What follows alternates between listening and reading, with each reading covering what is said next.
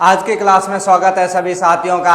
आज हम स्टार्ट करने जा रहे हैं आपके संख्या पद्धति के टॉपिक के। तो आज की क्लास के अंदर आपका सभी का स्वागत है। हमारे YouTube channel 1 step to success में आप सभी का स्वागत है। इस चैनल के अंदर आपके पास बहुत सारे जो एनटीपीसी, रेलवे तथा अन्य सभी भर्ती परीक्षाओं के जो क्वेश्चन हैं वो गणित विषय के प्रश्नों को बहुत आसानी से शॉर्ट मेथड से जल्दी और बेसिक मेथड का यूज लेते हुए हम प्रश्नों को हल करेंगे। तो आज की क्लास को हम स्टार्ट करने जा रहे हैं और जो एनटीपीसी भर्ती के अंदर संख्या पद्धति का जो हमारा टॉपिक चल रहा था उसके अंदर हम आगे के प्रश्नों को आज हम हल करते हैं। तो स्टार्ट करते हैं, हम अगले प्रश्न की तरफ बढ़ते हैं। तो अगला प्रश्न आपके पास क्या है कि निम्न में से किस विकल्प का मान 3.14 × 10⁻6 के बराबर है? कि भाई ये वाला मान किस ऑप्शन के अंदर मैच हो रहा है, इसको हमारे को बताना है कि ये मान किस ऑप्शन के अंदर करेक्ट हो रहा है, ये चेक करके बताना है हमारे को। तो इस प्रश्न को हम हल करते हैं। तो संख्या आपके पास क्या लिख रखा है? 3.14। क्या लिख रखी है? 3.14 × 10⁻6। इस प्रश्न को हल करेंगे।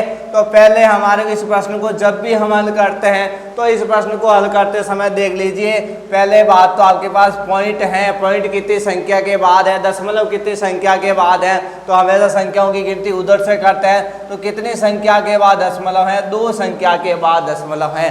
तो जब 2 संख्या के बाद दशमलव है तो जो आपके पास 10 की घात है वो 2 आप क्या कर दीजिए, कम कर दीजिए। तो 10 की घात 6 है तो अब कितनी बच जाएगी? 10 की घात 4। एक तो ये ऑप्शन, लेकिन आपके पास आंसर इस टाइप से नहीं है तो आपको क्या करना है, आगे 0 लग रखे हैं। तो 10 की घात 4 का मतलब कितने 0 लगेंगे? संख्या के आगे 4 0 लग जाएंगे। तो 3 1 4 और ये 4 0, ये वाला ऑप्शन जिसके अंदर है वो क्वेश्चन का सॉल्यूशन हो जाएगा। तो आपके पास जो पहला ऑप्शन है उसके अंदर तो पॉइंट लग रखा है, ठीक है। तो इसका मतलब ये तो आपका ऑप्शन इसमें क्या नहीं होगा, सही नहीं होगा। सेकंड ऑप्शन में 314 के बाद 3 0 लग रखे हैं तो इसका मतलब ये भी ऑप्शन सही नहीं होगा। जो सी ऑप्शन है उसमें 314 के बाद 4 0 है, मतलब ये वाला आंसर है वो किससे मैच खा रहा है? सी ऑप्शन से मैच खा रहा है। इसका मतलब ऑप्शन सी इसके अंदर क्या होगा? सही होगा। तो इस प्रश्न को इस तरीके से आपको क्या करना है? हल करना है। अब हम अगले प्रश्न की तरफ बढ़ते हैं। तो अगला प्रश्न आपके पास क्या है? 1 से 10 तक की प्राकृत संख्याओं के घनों का योग पूछा है। और जब भी प्रथम n घन संख्याओं का योग पूछा जाए, प्रथम n प्राकृत संख्याओं के घनों का योग पूछा जाए तो उस समय आपको क्या करना है? घनों के योग का फॉर्मूला यूज में लेना है। तो उसमें हम क्या करेंगे? घनों के योग का फॉर्मूला यूज में लेंगे। तो घनों का योग ज्ञात करने का जो आपके पास सूत्र होता है वो क्या होता है? सूत्र घनों के योग का n × n + 1/2 का होल स्क्वायर, ये आपके पास सूत्र होता है। तो इस सूत्र का हम यहाँ पे क्या करेंगे? प्रयोग करेंगे। तो इस सूत्र को जब हम प्रयोग कर रहे हैं तो आपके पास क्या है? n का मतलब संख्या है। तो संख्या 1 से 10 तक की मतलब कितनी संख्या है? 10 संख्या है। तो n का मान कितना हो गया? 10। तो n की जगह हम क्या लिख देंगे? सूत्र के अंदर n की जगह क्या लिखेंगे? 10। फिर n + 1, तो 10 + 1 कितने हो गए आपके पास? 11। बट्टे में कितना है? 2। फिर उसके बाद स्क्वायर, तो पहले इसको सॉल्व कर देते फिर इसका स्क्वायर निकाल दें। तो 2 का भाग 10 में कितनी बार जाता है? 5 बार। और 5 × 11, 5 × 11 कितने होते हैं? 55 होते हैं।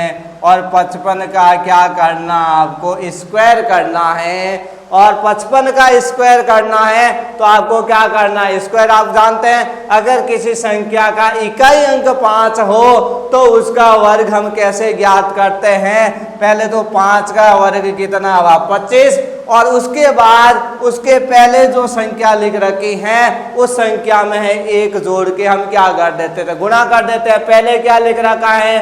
5 लिख रखा है। 5 में 1 जोड़ेंगे तो कितने हुए? 6। और 5 को 6 से गुणा कर दे तो कितने आगे? 30। तो इस तरीके से हम क्या कर सकते हैं? अगर किसी संख्या का इकाई अंक 5 हो तो उसका हम वर्ग ज्ञात करने का ये आपके पास क्या है, शॉर्ट तरीका है। इस तरीके से आप शॉर्ट के अंदर वर्ग ज्ञात कर सकते हैं। तो 3025 कौन से ऑप्शन के अंदर मिल रहा है आपको, डी ऑप्शन में मिल रहा है। तो डी ऑप्शन यहाँ आपके पास क्या हो जाएगा, सही हो जाएगा। तो इस तरीके से हमने इस प्रश्न को हल कर लिया है।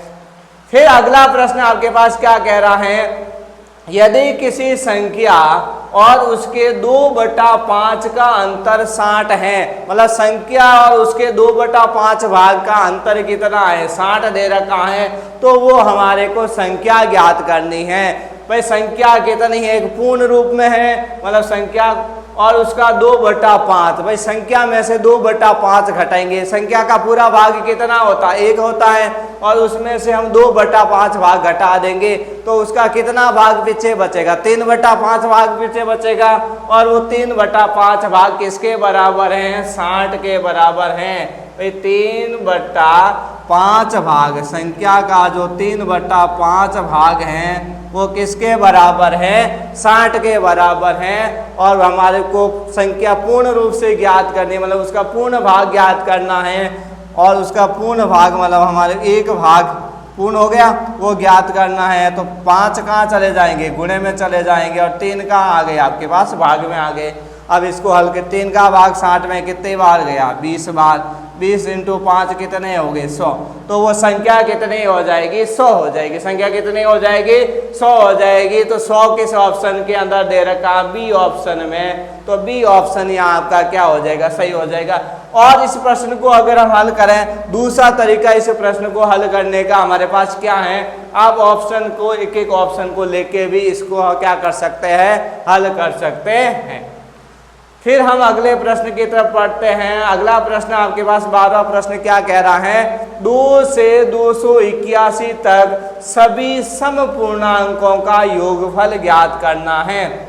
संख्याएं कहाँ से शुरू हो रही हैं, 2 से 281 तक के सभी सम पूर्णांकों का योगफल ज्ञात करना है। किसका योगफल ज्ञात करना है, सम पूर्णांकों का योगफल ज्ञात करना है। और सम पूर्णांकों का योगफल जब आपको ज्ञात करना होता है, प्रथम n सम पूर्णांकों के योगफल का जो सूत्र होता है वो क्या होता है, n × n + 1। प्रथम n सम पूर्णांकों के योगफल का सूत्र आपके पास क्या होता है, n × n + 1। अब प्रथम n पूर्णांकों की हम बात करें तो उसके अंदर योगफल ज्ञात करें, तो यहाँ सबसे पहले बात, यहाँ तो आपको जो पर संख्या दे रखी है 2 से 281, यहाँ हमारे को पता नहीं है कि सम पूर्णांक कितने हैं। अगर सम पूर्णांक दे रखे हैं तो हम n का मान यहाँ सीधा रख देते, तो यहाँ सम पूर्णांक दे नहीं रखे हैं तो वो हमारे को चेक करना पड़ेगा। तो सबसे पहले सम पूर्णांक कौन आता है आपके पास, 2 आता है। तो 2 तो यहाँ पे दे रखा है। फिर हम लास्ट में यहाँ तक चलेंगे तो 281 से पहले कौन सी संख्या आती है, 280 आती है सम पूर्णांक में। मतलब शुरू से सभी संख्याएं आ रही हैं, 280 तक आ रही हैं। इसका मतलब यहाँ पे कितनी सम संख्याएं हो गई, भाई 280 में 2 का भाग देते हैं तो हमारे पास आ जाएगी, कितनी आई, 140। इसका मतलब यहाँ कितने सम संख्याएं हैं, कितने सम पूर्णांक हैं, 140 सम पूर्णांक है। कितने हैं, 140 सम पूर्णांक हैं। इसका मतलब n का मान कितना हो गया, 140 हो गया। और n + 1, 140 में 1 जोड़ा तो कितने आ गए, 141 आ गए। कितने आ गए, 141 आ गए। अब हम इसको गुणा करेंगे तो हमारे पास आंसर, पहले हम ऑप्शन को देख लेते हैं। फिर ऑप्शन के अंदर अगर हम इसको देखते हैं, यहाँ लग रखा है 0 और 0 से किसी को गुणा करें, अगर 1 0 लिख रखा है, इसका मतलब जो इसका गुणा करेंगे तो उसके पीछे 1 0 तो जरूर आएगा। तो पहले ऑप्शन में देख लेते हैं कि 1 0 वाली संख्याएं यहाँ पे कौन सी है, तो केवल एक ही संख्या दिख रही है। इसका मतलब यही ऑप्शन आपके पास क्या हो जाएगा, सही हो जाएगा। आप गुणा करोगे तो इसके अंदर यही आंसर आपके पास आएगा, कितना आएगा, 19,740। और एक चीज और ध्यान में रखनी है, यहाँ आपको सम पूर्णांकों का योग पूछा है, और जब भी हम सम पूर्णांकों का योग करते हैं तो सम पूर्णांकों का योग हमेशा सम संख्या होती है। कैसी संख्या होती है, सम संख्या। और सम संख्या हम जानते हैं कि सम संख्या के अंदर क्या आता है, 0 2 4 6 8। तो इन ऑप्शन में देखते हैं तो ये इसके अंदर इकाई अंक 7 है, इसका मतलब ये तो सम तो है ही नहीं, इसका मतलब ये ऑप्शन तो ऐसे ही कट गया।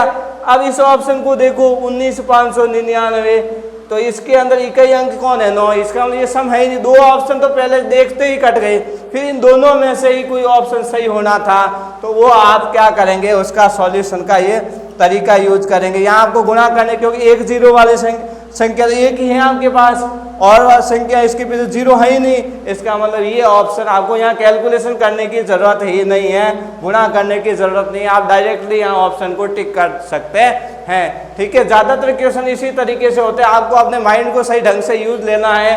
पहली बात तो सम पूर्णांकों का योग हमेशा सम होता है, विषम पूर्णांकों का योग हमेशा विषम होता है, तो बहुत सारे ऑप्शन तो आप सही माइंड का यूज लोगे तो ऐसे ही कट जाएंगे, जिससे आपको कैलकुलेशन कम से कम करनी पड़े और आपके समय की बचत हो, क्योंकि एग्जाम में समय की बचत होगी तभी आप ज़्यादा से ज़्यादा प्रश्न को हल कर पाओगे, तभी आपके जो सिलेक्शन के चांसेज है वो बढ़ेंगे। तो इस तरीके से आपके जो समय की बचत से रिलेटेड हम और भी आपके पास वीडियो लेके आएंगे, और भी वीडियो बनाएंगे शॉर्ट ट्रिक, कैसे कैलकुलेशन स्पीड को हम फास्ट करें, कैसे किसी के अंदर फास्ट कैलकुलेशन करें, उसके शॉर्ट मेथड क्या हैं, वो सब हम अगली क्लासों के अंदर और आपके पास बताएंगे कि जल्दी से जल्दी प्रश्न को कैसे हल, क्योंकि सबसे पहले आपके पास जो सॉल्यूशन है उसके अंदर जो भी अंकगणित का सॉल्यूशन है हमेशा कैलकुलेशन में ज़्यादा टाइम, तो कैलकुलेशन को कैसे कम किया जाए वो हम अगली क्लासों में पढ़ेंगे। तो आज के लिए इतना ही, आज की क्लास को हम यहीं समाप्त करें, आगे की चर्चा हम नेक्स्ट क्लास में करेंगे। Thank you all of you.